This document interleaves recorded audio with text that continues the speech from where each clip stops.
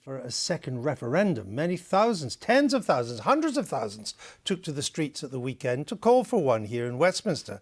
And I'm joined now by a leading member of the People's Vote campaign, Alastair Campbell. Welcome. Thank you. Your dream of a second referendum is fading fast, isn't it? I don't think so. I think we've actually, the march at the weekend that you mentioned, I think was a sign of momentum. I think the fact that there are more and more MPs that we can now bring out to these events is a sign of that as well. I suspect if there had been an amendment, if the bill hadn't been paused and there'd been an amendment, I suspect right now, today, the numbers aren't there.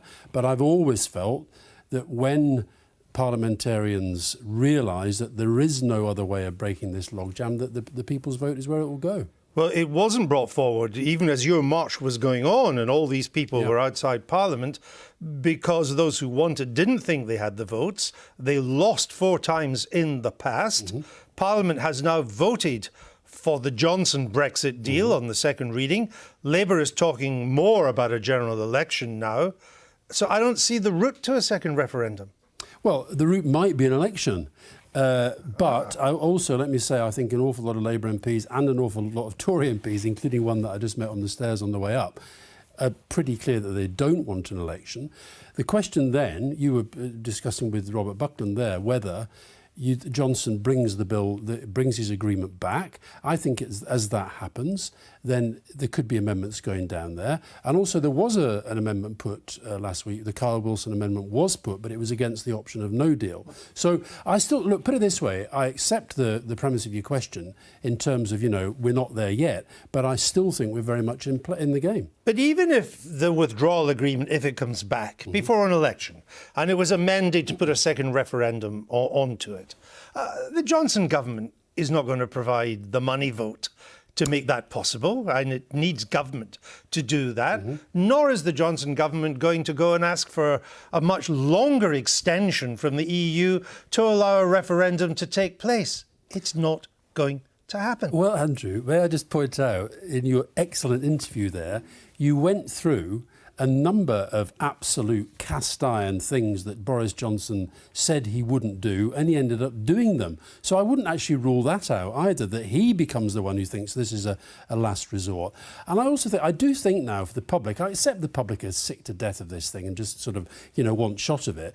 But the worst possible thing that I think we can do is that fatigue leading to doing something that actually could damage the country in many different ways, not least one of which you were discussing there in Northern Ireland and the State of the Union. The harsh reality, though, for you is that although you want a referendum first rather than a general election, but the harsh reality really now is that your only likely route to a referendum is a general election, which Labour wins. That is certainly a possible route. I still think there are routes now. I think that as Parliament, if the bill comes back, as that goes through, it becomes clear that the only way to get it through all its stages is by attaching a confirmatory referendum, I could see that might happen. And your point about Boris Johnson not doing it, the other route is that we then do get into the scenario of him being removed by Parliament and a caretaker government put there. But yes, I accept. And therefore, when it comes to an election, I think there will be a lot of tactical voting. I think there'll be people who will make their judgment according to how do I cast my vote best to stop Brexit or best to get another referendum. But as you know better than anybody, momentum is everything in politics. And momentum at the moment is more behind an election than a referendum. The SNP is keen on an election this year for its own reasons of what might be happening in the Scottish courts in January. The Lib Dems seem to be moving in that direction. Jeremy Corbyn has told his own people, we just can't afford to turn down another election request. Even Gina Miller is talking today about another general election. The momentum is not with you. Well, listen... That's a small M momentum. I know that, I know. But the other momentum is certainly not with me. But I think that when you talk about the way this debate has gone, momentum has swung backwards and forwards in all sorts of directions. And look, we literally don't know at the moment what the European Union is going to respond into by way of extension. I suspect they will give an extension. It's likely to be 3 months. OK, that's right. Then we don't know what Boris Johnson's reaction to that is going to be. yes, he can try to force the election, and yes, he might get it, but it's not guaranteed. Nothing at the moment is guaranteed, and he has no control over events. The one thing that's sure is that if Labour formed the next government, even if it was with SNP and Lib Dem support in some form, then you would likely get a second referendum. That's party policy. What are the chances of that? Of Labour forming a government? Yeah. I think the chances are there. I think all chances are there. How big? How high? I don't know, because I think things are so volatile.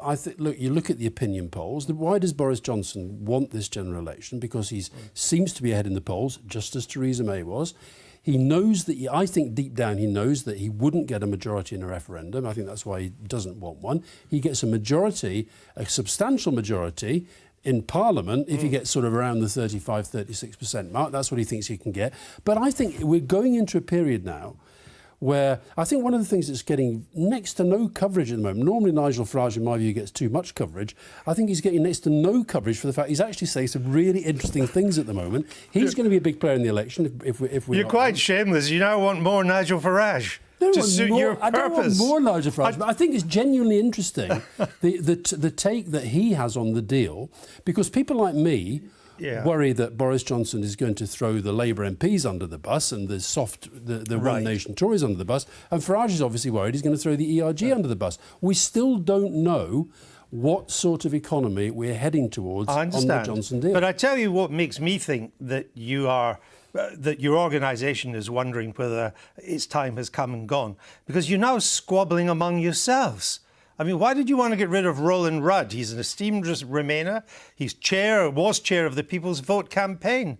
You said he's still chair of Open Britain. Yeah, but you wanted to take him down fast and brutal. I was actually, in that particular email, given to one of my biggest fans, the Mail on Sunday, which always present anything to do with me and Peter Mandelson very, very fairly, as I'm sure you'll recognise. Yeah, it should happen soon and be fast and brutal. Yes, that's your email. I was actually talking about other people who, at that time, were being particularly difficult.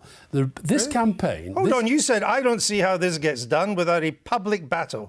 And it should happen soon and be fast and brutal. That's right, well, you. It has been none of those things, has it? The leopard doesn't change its spots. Listen, and you're working with Peter Mandelson to do it. I have been involved in many, many campaigns, including with Peter Mandelson. I've actually been involved in very few campaigns that have been as successful as this one, in going from a standing start not that long ago to being able to get 1 million people out in the streets. And at the start of this campaign, we could get most of the MPs in the back of a cab.